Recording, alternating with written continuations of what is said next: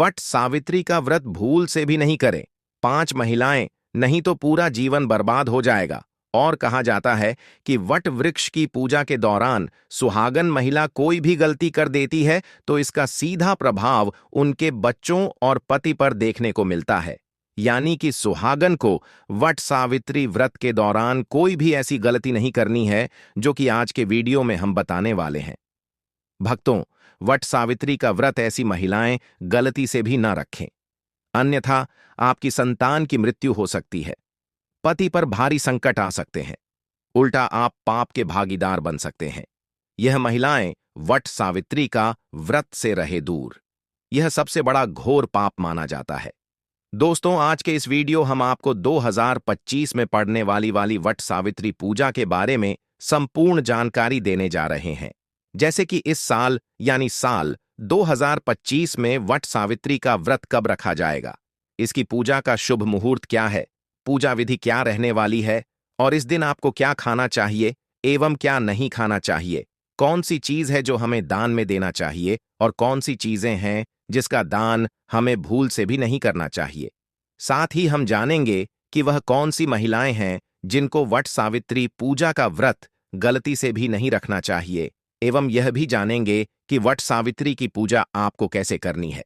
पहली बार यदि आप व्रत रख रहे हैं तो क्या क्या सावधानियां आपको इस दौरान बरतनी चाहिए एवं वट सावित्री देवी पूजा के दिन आपको कौन सी और किस विधि से पूजा करनी है और गर्भवती महिला को वट सावित्री का व्रत रखना चाहिए या नहीं, और यदि गर्भवती महिला वट सावित्री का व्रत रख रही है तो वट सावित्री की पूजा कैसे करें, पूजा का शुभ मुहूर्त क्या रहेगा, पूजा विधि क्या रहेगी, यह समस्त जानकारी आज हम आपको इस छोटी सी वीडियो के माध्यम से बताने जा रहे हैं। दोस्तों, तो आपसे निवेदन है कि वीडियो के अंत तक आपको बने रहना है। वीडियो को काट काट कर नहीं देखना है, वीडियो को पूरा ही देखना होगा, तभी आपको संपूर्ण जानकारी प्राप्त होगी। दोस्तों, वट सावित्री व्रत के दिन चाहे कुछ करना या ना करना, यह एक काम जरूर से करना, अखंड लक्ष्मी और सौभाग्य की प्राप्ति होगी। दोस्तों, आज की वीडियो बहुत ही महत्वपूर्ण है, तो इस वीडियो को खास करके सुहागन महिलाओं तक जरूर से शेयर कर दीजिएगा, क्योंकि वट सावित्री का व्रत शादीशुदा महिलाओं के लिए ही है। तो दोस्तों, चलिए वीडियो में आगे बढ़ते हैं, पर उससे पहले यदि आप भी अपने जीवन में भगवान भोलेनाथ एवं माता पार्वती जी की असीम कृपा, उनका आशीर्वाद प्राप्त करना चाहते हैं तो कमेंट बॉक्स में ओम नमः शिवाय जरूर लिख दें। दोस्तों, वट सावित्री व्रत हिंदू धर्म का एक प्रमुख त्योहार है और जो कि साल में एक ही बार आता है। वट सावित्री का व्रत सुहागिन महिलाएं अपने पति की लंबी उम्र एवं स्वास्थ्य निरोगी जीवन के लिए करती हुई हैं हर वर्ष, और यह सावित्री व्रत ज्येष्ठ मास की अमावस्या के दिन रखा जाता है। आज इस वीडियो में हम जानेंगे कि वट सावित्री व्रत कैसे करें। नहाए खाए से लेकर पारण की संपूर्ण जानकारी आपको सिर्फ इसी वीडियो के माध्यम से प्राप्त हो जाएंगे। साथ ही हम आपको शास्त्रों के अनुसार पति की कुशलता के लिए इस दिन कौन सा श्रृंगार आपको करना चाहिए, यह भी बताएंगे। तो दोस्तों, पंचांग के मुताबिक वट सावित्री व्रत ज्येष्ठ मास की अमावस्या तिथि पर रखा जाता है। इस साल ज्येष्ठ मास की अमावस्या तिथि की शुरुआत 26 मई 2025 को दिन में 12:11 पर हो रही है। समापन अगले दिन यानी 27 मई 2025 को दिन में 12:11 पर हो रहा है। ऐसे में 26 मई 2025 को वट सावित्री व्रत का व्रत रखा जाएगा और इसके एक दिन पूर्व यानी 25 मई को हम नहाए खाए करते हैं। तो नहाए खाए के दिन आप सबसे पहले नाखून काट लेना चाहिए और इस दिन हमें शुद्ध सात्विक भोजन करना चाहिए, यानी लहसुन, प्याज, बैंगन, मसूर की दाल के बिना आपको इस दिन भोजन ग्रहण करना चाहिए, क्योंकि यह सभी चीजें तामसिक प्रवृत्ति की होती हैं, जिस वजह से वट सावित्री व्रत में इन्हें खाना निषेध माना जाता है। साथ ही आप इसी दिन अपने दोनों हाथों में मेहंदी जरूर लगा लें, क्योंकि देखिए दोस्तों, मेहंदी और महावर सुहागन स्त्रियों की शान होती है। इसलिए आप इस दिन यदि कोई विशेष प्रकार का साज श्रृंगार नहीं कर पाते हैं तो आप कम से कम मेहंदी और महावत जरूर लगवा लें। और अगर आपके घर में वट सावित्री व्रत के दिन ठेकुआ बनाने की परंपरा है तो आप नहाए खाए के दिन ही बना लें और उसके अगले दिन हम व्रत रखेंगे। तो व्रत के दिन आप लोग सुबह जल्दी उठ जाइए।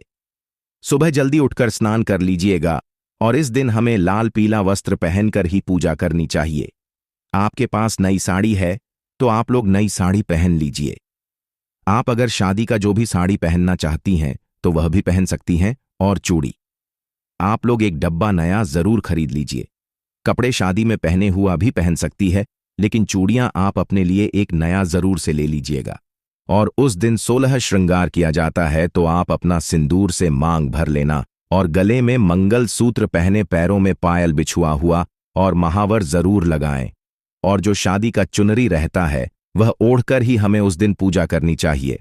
और आप लोग मांग में जो मांग का टीका है वह भी जरूर पहन लीजिएगा और इस दिन हमें यह पहनकर ही पूजा करनी चाहिए। सुहाग का सबसे बड़ा प्रतीक टीका होता है, तो आप लोग टीका जरूर पहन लीजिए। और दोस्तों, कई बार क्या होता है कि बहुत सारे लोगों के आसपास वट वृक्ष नहीं होता या जो किसी कारणवश नहीं जा सकते हैं। ऐसे लोग अपने घर में कोई छोटा सा वट वृक्ष खरीद कर ला सकते हैं या वृक्ष की टहनियों को भी लाकर उनकी विधिवत पूजा कर सकते हैं। लेकिन वृक्ष के पास जाकर पूजा करना अधिक गुणकारी होता है, इसलिए जब तक बहुत जरूरी ना हो तो घर में पूजा ना करें। लेकिन दोस्तों, ध्यान रखिएगा, वट सावित्री पूजा के दिन कभी भी हमें बरगद की टहनी नहीं तोड़नी चाहिए। तो आप लोग एक दिन पहले ही बरगद का यानी वट वृक्ष की टहनियां मंगवा कर रख लीजिएगा और 26 मई की पूजा में उसी टहने का इस्तेमाल आप करने लें। इस पूजा में गौरी गणेश का सबसे पहले पूजन किया जाता है, उसके बाद ही हम वट वृक्ष का पूजन करते हैं। और आप गौरी माता हल्दी से बना लीजिएगा और सुपारी में कलावा लपेटकर गणेश बना लीजिए। वट वृक्ष में लगाने के लिए श्रृंगार सामग्री भी चढ़ाएं और कुछ श्रृंगार की सामग्री हमें दान भी करनी चाहिए। और इस दिन जो भी सीजन फल है वहीं प्रसाद चढ़ाया जाता है जैसे कि तरबूज, खरबूज, पपीता, अंगूर, आम, जो कुछ भी उधर मौसमी फल अभी उपलब्ध हो उस फल को आप जरूर चढ़ाएं। और फिर वृक्ष को आपको हवा जरूर करना है, यानी कि आप यहां से निर्मित पंखे से वट वृक्ष जी को हवा जरूर कर दें। एक पंखा से आप अपने पति को हवा करती हैं और दूसरा पंखा दान किया जाता है, तो 2 पंखे की जरूरत होती है। और पूजा पाठ करने के बाद हम परिक्रमा करते हैं। तो परिक्रमा करने के लिए आपके पास अगर कच्चा सूत है तो वह ले लीजिएगा। अगर कच्चा सूत नहीं है तो आप मौली धागा से भी परिक्रमा कर सकते हैं। नियम तो है 108 परिक्रमा हमें करनी चाहिए।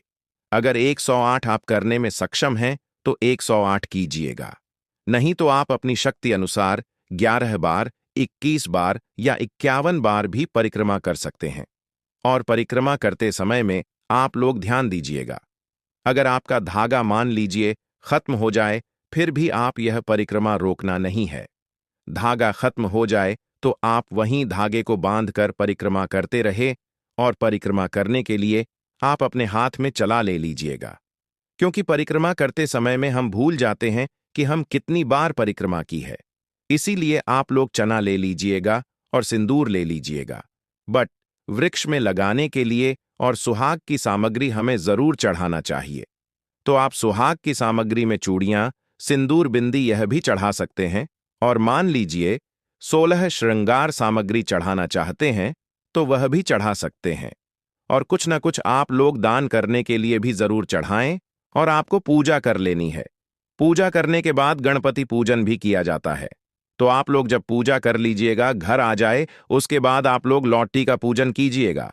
सबसे पहले पति को जल से धोया जाता है, उसके बाद हम हवा से हवा करते हैं, टीका लगाते हैं और उनके हाथ में कलावा बांधते हैं। और जो भोग प्रसाद हम लाते हैं वह हम पति को खिलाते हैं। तो पति पूजन हमें जरूर करना चाहिए। और पति पूजन करने के बाद आप चाहे जो शरबत यह ले सकते हैं। इस व्रत में सिर्फ नमक नहीं खाया जाता है, आप मीठा भोजन कर सकते हैं। तो आप लोग पूजा करने के बाद जो कुछ भी खाना चाहते हैं वह खाएगा। और शाम में सूर्यास्त होने से पहले ही आप मीठा भोजन कर लीजिए। सूर्यास्त होने के बाद हमें कुछ भी नहीं खाना चाहिए। और व्रत का पारण हम अगले दिन करेंगे। और इस बार वट सावित्री व्रत 26 तारीख दिन सोमवार को है और नहाए खाए आए 25 तारीख दिन रविवार को है। और व्रत का पारण हम दिन मंगलवार को करेंगे। और जो लोग पहली बार वट सावित्री व्रत करना चाहते हैं वह कर सकती है। इस बार कोई मलमास अधिक मास नहीं है, तो अगर आप लोग व्रत उठाना चाहते हैं तो आप लोग व्रत जरूर उठा लीजिए। और पूजा करने के बाद जितनी भी सुहागन महिलाएं हैं उनके मांग में हमें सिंदूर लगा देना चाहिए और आप लोग प्रसाद जरूर दीजिएगा। दोस्तों, आप साधारण तरीके से भी पूजा कर सकते हैं। इस दिन पूजा के लिए आपको सबसे पहले पूजा के दिन टोकरी में रेत भरकर ब्रह्मा की मूर्ति स्थापित करें तथा सावित्री की मूर्ति स्थापित करनी चाहिए। आइए दूसरी टोकरी में मैं सत्यवान सावित्री की मूर्ति स्थापित करें। दोनों टोकरियों को कोवट वृक्ष के नीचे रखें। सबसे पहले ब्रह्मा सावित्री की पूजा करें, फिर सत्यवान और सावित्री की पूजा करें। इसके बाद वट वृक्ष को जल, फूल, कच्चा दूध, चना, गुड़ तथा धूप दीप से पूजा करें। जल छिड़क कर वृक्ष के चारों ओर कच्चा धागा लपेटकर कर 3 बार परिक्रमा करें। वट के पाइपों की माला पहनकर कर कथा का श्रवण करें। दोस्तों, शास्त्रों के अनुसार बरगद के वृक्ष के तने में भगवान विष्णु, जड़ों में ब्रह्मा और शाखाओं में भगवान शिव का वास है। इस वृक्ष में कई सारी शाखाएं नीचे की ओर रहती हैं जिन्हें देवी सावित्री का रूप माना जाता है। इसीलिए मानता है कि इस वृक्ष की पूजा करने से भगवान का आशीर्वाद प्राप्त होता है और मनोकामनाएं पूरी होती हैं। संतान प्राप्ति के लिए इस वृक्ष की पूजा करना लाभकारी माना जाता है। मान्यता है कि ज्येष्ठ मास की अमावस्या तिथि के दिन वट वृक्ष की छांव में देवी सावित्री ने अपने पति की पूर्ण जीवित किया था। तब से वट वृक्ष की पूजा की जाने लगी। हिंदू धर्म में जिस तरह से पीपल के वृक्ष को भगवान विष्णु का प्रतीक माना जाता है, इस तरह बरगद के पेड़ को भगवान शिव का प्रतीक माना जाता है। दोस्तों, इस दिन कौन सी गलतियां भूलकर नहीं करनी चाहिए? सावित्री के व्रत में ऐसी कौन सी चीज है जिसे सावित्री माता को नहीं चढ़ाना चाहिए तथा पूजा में इन चीजों को शामिल नहीं करना चाहिए? नहीं तो आपका व्रत टूट जाएगा और आपको पाप लग जाएगा। दोस्तों, यह व्रत महाराष्ट्र, यूपी, बिहार और झारखंड में इस पर्व की अहमियत बहुत ज्यादा है। यहां विदेश में रहने वाली महिलाएं भी अपने पति के लिए यह वट सावित्री व्रत अवश्य रखती हैं। दोस्तों, आगे बढ़ने से पहले सच्चे दिल से कमेंट बॉक्स में अवश्य लिखें, जय माता सावित्री देवी। माता सावित्री के लिए एक लाइक बनता हुआ है और हमारे चैनल को सब्सक्राइब करके इस बेल आइकन को जरूर दबा दीजिएगा। चलिए दोस्तों, हम जानते हैं कुछ ऐसी गलतियों के बारे में जिन्हें आपको वट सावित्री के दिन भूलकर भी नहीं करना चाहिए।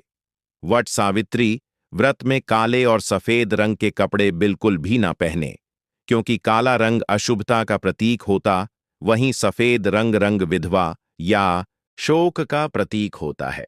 इसलिए कम से कम वट सावित्री की पूजा के दौरान आप इन कपड़ों को ना पहने। लेकिन यदि आप किसी ऐसे पैसे में हैं जैसे कि डॉक्टर या वकील हैं, तो आप वहां पूजा करने के बाद सफेद या काले कलर के कपड़े पहन सकते हैं। उसमें कोई भी दिक्कत नहीं है, लेकिन कोशिश करें पूजा के वक्त लाल, गुलाबी, बैंगनी इन सभी रंगों के कपड़े पहने। ऐसा करने से माता आपसे अति प्रसन्न होगी और आपको अखंड सौभाग्य की प्राप्ति होगी। दोस्तों, इस समय जितना ज्यादा हो सके श्रृंगार आदि का दान करें। इससे आपके पति पर कभी कोई कष्ट नहीं आएंगे। माता सावित्री प्रसन्न होती है। लेकिन याद रहे, खुद का श्रृंगार दान ना करें, बाहर से खरीद कर ही दान करें। इससे आपके जीवन में कभी भी धन की कमी नहीं होगी।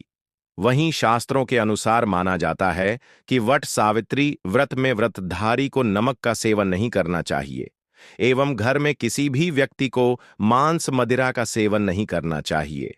इस दिन पति पत्नी को आपस में दूरी बनाकर रखनी चाहिए एवं कठोर ब्रह्मचर्य का पालन करना चाहिए, क्योंकि इस दिन संबंध बनाने से न सिर्फ व्रत खंडित होता है बल्कि आप पर संकट भी आ सकता है। इसलिए आप इस बात का विशेष रूप से ध्यान रखें। इसके अलावा वट सावित्री के दिन महिलाओं को दिन के वक्त नहीं सोना चाहिए, क्योंकि शास्त्रों में ऐसा बताया गया है कि किसी भी व्रत को करने के बाद दिन के समय सोने से वह व्रत खंडित हो जाता है। इसलिए आप दिन के वक्त बिल्कुल भी ना सोएं। साथ ही वट सावित्री के दिन आप सुबह सूर्योदय से पहले उठ जाएं एवं नित्य कर्मों से निवृत्त होने के बाद भगवान सूर्यनारायण को एक लोटा जल में लाल कुशवाह और रोली डालकर जल अर्पित करें। इससे आपको भगवान श्री सूर्यनारायण जी की विशेष कृपा प्राप्त होगी। वहीं दोस्तों, अगली गलत जो आजकल की नवविवाहित महिलाएं करती हैं वह है मांग में कम सिंदूर लगाना। मित्रों, हमारे हिंदू धार्मिक ग्रंथों में सिंदूर को पति की लंबी आयु का प्रतीक माना जाता है। ऐसा कहा जाता है जिस भी महिला की मांग में सिंदूर पूरी तरीके से भरा हुआ होता है, थोड़ा लंबा होता है, उस महिला का पति दीर्घायु होता है। लेकिन आजकल की महिलाएं फैशन के चलते मांग में बस थोड़ा सा सिंदूर लगाती हैं। लेकिन आपको कम से कम वट सावित्री वाले दिन पूरी मांग में सिंदूर लगा लेना है। शास्त्रों में वर्णित वट सावित्री व्रत को अत्यंत शुभ और फलदायी माना गया है। यह व्रत सुहागिन महिलाओं द्वारा अपने पति की लंबी आयु, सुख और समृद्धि की कामना के लिए किया जाता है। इस दिन मांग में सिंदूर भरना बहुत महत्वपूर्ण होता है। कहा जाता है कि इस दिन यदि महिलाएं अपनी मांग में थोड़ा लंबा सिंदूर भरे तो इससे उनके पति की आयु बढ़ती है और माता सावित्री प्रसन्न होती है। जब महिला मांग में सिंदूर सुशोभित होता है तो वह सौभाग्यवती स्वरूप मानी जाती है, खासकर अगर वट सावित्री और करवा चौथ जैसे व्रतों में सिंदूर को विशेष स्थान प्राप्त है। यदि कोई महिला जानबूझकर या अज्ञानता में मांग में सिंदूर कम भरती है या इस पर ध्यान नहीं देती तो यह व्रत की पूर्णता में बाधा बनता है। इसलिए मांग में सिंदूर जितना अधिक और सुसज्जित रूप से भरा जाएगा उतना ही यह शुभ फलदायक रहेगा। वट सावित्री के दिन माता सावित्री को लाल फूल अर्पित करने का विशेष महत्व है। वह लाल फूल प्रेम, श्रद्धा और भक्ति का प्रतीक होता है। जब महिला सच्चे भाव से लाल फूल अर्पित करती है तो इससे उसके जीवन में प्रेम, सामंजस्य और समृद्धि बनी रहती है। माता सावित्री को लाल रंग अत्यंत प्रिय है और यह उन्हें प्रसन्न करता आया है। इस दिन घर में मीठे पकवान अवश्य बनाएं और उन्हें पहले माता को भोग लगाकर फिर प्रसाद रूप में ग्रहण करना चाहिए। यह परंपरा न केवल धार्मिक आस्था का प्रतीक है बल्कि घर में सकारात्मक ऊर्जा और सुख समृद्धि का प्रवेश भी कराता है। आज के समय में कई महिलाएं वट सावित्री को एक सामान्य व्रत समझकर ब्यूटी पार्लर चली जाती है और बाल कटवाने लग जाती है। यह बहुत बड़ी भूल मानी जाती है। शास्त्रों में इसे घोर पाप कहा गया है। बाल कटवाने से माता सावित्री रुष्ट हो जाती हैं और इससे से पति के जीवन पर संकट आ सकता है। करवा चौथ और वट सावित्री जैसे व्रतों में बालों को कटवाना अशुभ माना गया है। यह व्रत पति की दीर्घायु और अखंड सौभाग्य के लिए होता है और किसी भी तरह की कटौती होती इसमें सावित्री माता की मर्यादा को खंडित कर सकती है। इस दिन अर्पित की जाने वाली किसी भी वस्तु की पूर्णता और पवित्रता का ध्यान रखना आवश्यक है। कोई भी टूटी फूटी वस्तु, चाहे वह फूल हो या अन्य सामग्री क्यों ना हो, चूड़ियों का विशेष महत्व होता है और व्रत के दिन सफेद, नीले या काले चूड़ियां पहनने से बचना चाहिए। टूटी हुई चूड़ियां तो बिल्कुल भी नहीं पहननी चाहिए। मंगलसूत्र सुहाग का प्रतीक है, इसलिए वट सावित्री के दिन इसे गले में अवश्य धारण करना चाहिए। यदि कोई महिला इस दिन मंगलसूत्र नहीं पहनती है तो उसका व्रत अधूरा माना जाता है। शास्त्रों में कुछ ऐसी स्थितियों का उल्लेख है किन महिलाओं को यह व्रत नहीं करना चाहिए। आइए, सबसे पहली स्थिति तब होती है जब किसी महिला का मन अपने पति के बजाय किसी अन्य पुरुष की ओर आकर्षित हो। यदि मन और विचार शुद्ध नहीं है तो व्रत की संकल्पना ही व्यर्थ हो जाती है। आचार्य चाणक्य ने भी कहा है कि एक आदर्श जीवन साथी वही होता है जिसका मन पवित्र हो और जो केवल अपने प्रेमी से प्रेम करें। ऐसा व्यक्ति ही सच्चे रिश्ते को निभाने में सक्षम होता। दूसरी स्थिति, वट सावित्री का व्रत हर सुहागन महिला को रखना चाहिए, क्योंकि जो महिला वट सावित्री का व्रत रखती है उनके पति पर आने वाला हर संकट टल जाता है और उन्हें संतान की प्राप्ति होती है। दोस्तों, यदि आप पहली बार वट सावित्री का व्रत उठाना चाहती हैं तो इस साल 2025 में व्रत उठा सकती हैं। लेकिन यदि आप प्रेग्नेंट हैं और पहली बार वट सावित्री का व्रत उठाना चाहती हैं तो आप नहीं उठा सकती हैं, क्योंकि प्रेग्नेंट महिला को कोई भी नया व्रत नहीं उठाना चाहिए। अब बात करते हैं जो महिला पहले से वट सावित्री का व्रत रखती है और इस साल वह प्रेग्नेंट है और जल्द ही मां बनने वाली है, वह इस बात को लेकर काफी कंफ्यूज हैं कि आखिर वह वट सावित्री का व्रत कैसे रखें। व्रत के दौरान किन किन बातों का ध्यान रखें जिससे कि उनके और गर्भ में पल रहे बच्चे के स्वास्थ्य को कोई नुकसान ना पहुंचे।